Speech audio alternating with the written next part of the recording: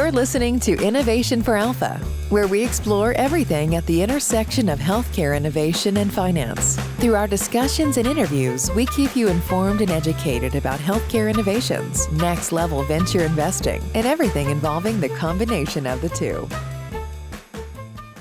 Hi, this is Tobin Arthur with the Innovation for Alpha podcast, and we are coming today with in advance of the Healthcare Impact Investment Summit, being executive produced by my colleague Mike Szymanski. And we are very pleased to be featuring an interesting startup called Recalibrate and led by Brian Bagwandan. Brian's going to tell us a little bit about the company, give us an update on the company. And Brian, welcome to the program. Well, thank you. Thank you for having me. I appreciate it. Mike, I'll turn the floor over to you to lead the questions. Absolutely. So Brian and I first met when he appeared on one of our pitch clubs last fall. We've come a long way, and I know he has as well. Brian, could you tell us a little bit about exactly the problems you're trying to solve regarding childhood stress and trauma?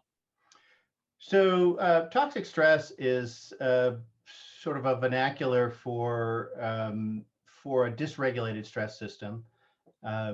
When the stress system is working normally, a child or an adult will experience a threat. There will be a release of stress hormones into their system. When the threat disappears, after 20 minutes or so, hormone levels return to normal. In the situation of toxic stress, it's chronic, unbuffered stress in children, which really means that you have an excess of stress hormones coursing through the bloodstream, and there is not a buffer, which probably the best buffer for children is a caring adult that can help reduce that stress level, give the child a sense of calm and security, and returning those stress hormones to normal. Got it. So in an adult, obviously stress levels, we're certainly familiar with the impact that can have in terms of blood pressure, cardiovascular, but in children, I would assume it's even more extreme. I mean, affecting their entire developmental regime. That's exactly right, Michael. It turns out that when you see toxic stress in children, you end up disrupting a lot of normal development. You disrupt the brain development, you disrupt immune system development. As a consequence, you see learning disorders, decreased achievement, lack of executive function in the frontal cortex, lack of ability to really hold the attention of a child when they get to school. Needless to say, that creates real problems. Longer term, with the immune system having been compromised in childhood and during development, you see a much higher and significant risk of 7 of the 10 leading causes of death in America. And also, I would imagine, given what you mentioned about the best buffer against these toxic stress situations being a caring parent, you likely have situations where it's a double whammy. You have a situation where you have a toxic stress environment, maybe you have a single stressed mother herself or some other situations going on in the home environment. So the child doesn't have that buffer against the further stress. And now you have the reality that that parent isn't necessarily able to be fully active in monitoring the stress level of their child or making sure that they are getting the services they need. That's true. Yeah, I mean, that when with something that I don't think a lot of individuals understand is that young children, I mean, stress can actually accumulate in the womb with an infant, because the mother's stress hormones are in the blood that is being shared with the child. So if you have a stressful pregnancy, it is going to affect the child. And then as the child comes out, even as an infant, before they're able to talk or really articulate their own experiences, they're normalizing, they're trying to make sense of the world, and frequently they are mirroring their caretaker's stress level. And so without even knowing it, a very caring and loving parent that is undergoing stress in their own life, it is being transferred, it is being understood and mirrored by the child. So it can be very, very difficult. So how's Recalibrate's solution involved then? So we recognize that that we have currently in pediatrics, we monitor a number of systems to define what is healthy development. We look at the respiratory system, we look at the cardiovascular system, the autonomic nervous system, we look at the auditory and visual systems, and we do that regularly throughout every wellness checkup to make sure that, yes, this child is developing normally. We understand that the stress response system is something that has really implications and costly, both to the child and to society, issues that can go wrong if the stress system is not developing in a healthy, normal way. But we don't have tools right now to really monitor how is the stress system developing. And so we thought if we could develop a rapid, inexpensive way to really monitor the stress physiology of a child and keep those records over time so we can see what the trends are. We can see when is the child starting to dysregulate, or if the child is developing in a healthy, normal way, then we can feel comfortable and confident about it. But so we developed a saliva-based cortisol test, which cortisol is the gold standard for looking at biomarkers for looking at the stress response system. And so in 5 minutes, with a few drops of saliva, we can actually get a measure of the stress activation of the child. And when we're done with that test, we throw it away. It's a few dollars. Great. So Brian, just so you know, taking a step aside here, we're going to try to keep the answers a little shorter just so we get as much possible. Yeah, I realized that somewhere in there, and I just didn't know how to shorten it up. That's okay. Don't worry about it. I just wanted to take 30 seconds here, and I'm going to jump back in with the questioning again here.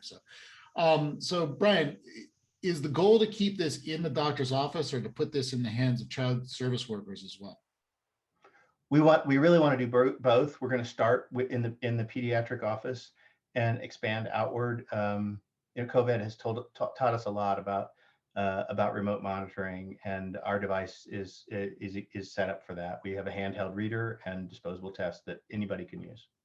Right. Yeah. I mean, I think the impact on child welfare offices and things like that would be dramatic, giving this the ability to monitor and test on a real-time basis any children that are under the care of the government or under watchful eye of those government services. And if I could break in here, Michael, even the home visitation programs that exist that aren't government owned or government controlled, we see this as an impact assessment tool. There are a number of programs that already exist out there.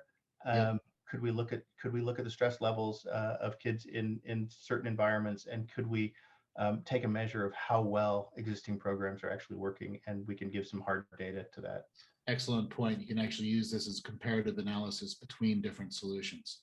Right. And far be it for me to be a preferential to the government. I'm just feeling that generally speaking, it's funded from that direction most of the time. It's hopefully not all the time going forward. Right. But they do have a great responsibility as they take care of kids. Yeah, absolutely. So Brian, how did you get into this in the first place? Like, why did this become something important to you? That's a great question.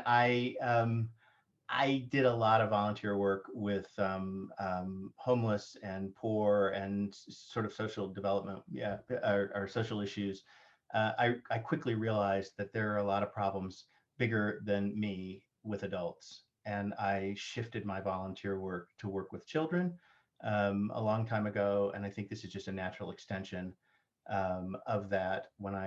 Because children just don't have agency, and so many things are happening to them outside of their control, and so somebody needs to take responsibility. I learned about toxic stress in a 10-10-10 program, a venture generator here in Denver, and when I heard about it, I knew that was something I wanted to engage with. Excellent.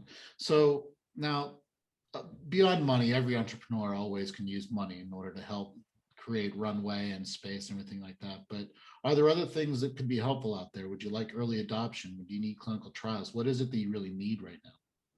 Well, this isn't an immediate need, Michael, but one of the things that is part of our strategy is, if we're really going to incorporate stress health monitoring into normal assessment of healthy development, we need the next generation of pediatricians to be thinking that way and to understand that. And so part of our strategy is not only to introduce this product to pediatricians' offices, but also to partner with strategic pediatric training centers. We have a list of those training centers that we're hoping to work with, but really developing those relationships, and that's a long lead item, and having them open to that and welcoming us is a wonderful way to help. Well, what a great transition, Brian, because what we would hope to do is let's get a list of those partners and those training centers and see if we can't wrap them into the healthcare impact investing partnership, because that's exactly what we're trying to do, is make sure that stakeholders across the ecosystem are engaged in generating these solutions. So what do you have on the near-term horizon in terms of developments that have happened in the last few months since the last time we spoke, and what you've got looking forward in the next 3 or 4? So we, 2020 was a difficult year in many ways. We had just opened a funding round when everything shut down, and realized that it was not the right time to be raising money. And so instead, we pulled our development efforts from an outside vendor in-house, and we've brought them into our own laboratory and taken on a chemist, an experienced assay development chemist to work with us. And so we're doing all that work in-house. And we have decided that the markets are starting to open up again. We're going to be opening up our next round, and we have demonstrated the assay works. We're using raw saliva samples. We're not having to do any sample preparation. And we have the full clinical relevant range of and sensitivity and let me start again. We have been using raw saliva samples, so we don't need any sample prep. We are accurate across the full dynamic range that's clinically relevant. We have the sensitivity that we're looking for, and now what we need to do is develop a handheld reader that is low cost and doesn't have the bells and whistles. We've been working with a research instrument that's unrealistic to put into the marketplace, and so a majority of our funds will be focused on that, and executing on our IP strategy and our marketing so that we can be ready to go when we launch into the marketplace. So unlike your typical medical device company, your bigger hurdle right now is to get some raw engineering work done in terms That's right. That's exactly right. And for those who have done medical devices, you understand that there's a real difference between a traditional engineer in electrical or mechanical engineering and someone who understands design work and understands how to work under design controls. So we're looking for those people and really want to hit the ground running and do this quickly. All right. Well, excellent. Mike, let's wrap it up there for today. But I'm really interested in getting more involved with Brian and the company. And it's great having a Denver company. We always want to lean into companies based in our backyard. Great. Thank you Thanks, so much. Brian. Have a great day. Okay, Appreciate you too. Bye-bye. See you again soon for the next episode of Innovation for Alpha. Make sure to go to Innovation for Alpha for access to prior episode links, show notes, and other valuable resources. This show is for entertainment purposes only. Before making any investment decisions, please consult with a professional. This show is copyrighted by Angel MD Media, and written permission must be granted before syndication or rebroadcasting.